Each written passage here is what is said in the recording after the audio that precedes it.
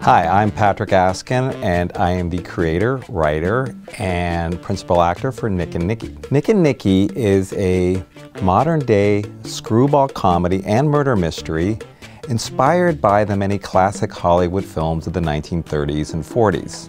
Essentially, the movie takes the witty, sparkling spirit of these films and recreates it in a modern-day, upscale, gay setting. You rich queen sure know how to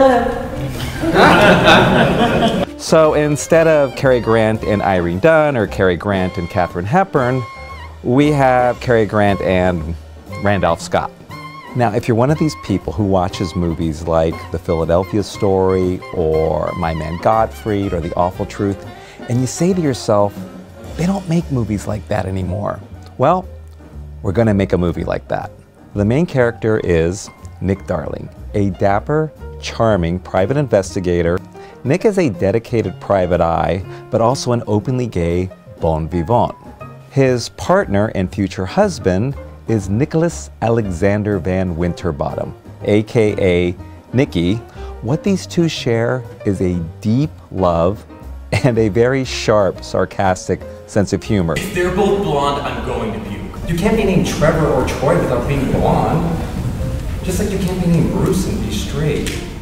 So the action begins with Nick and Nicky moving back to Manhattan from California in order to get married. I don't understand why the gays want to get married anyway. I mean, why get married if you don't have to? In the meantime, Nick becomes embroiled in solving a series of grisly murders after he runs into an ex-flame of his. And they are surrounded by a rather colorful array of supporting characters. With his much younger boy toy in tow. Troy performed in several of what you might call gay erotic films under the name Ben Dover. You are police? You look like truck driver. Well, Nick ends up solving the murders at a very lavish dinner party scene in the sort of classic whodunit vein with all the usual suspects in attendance.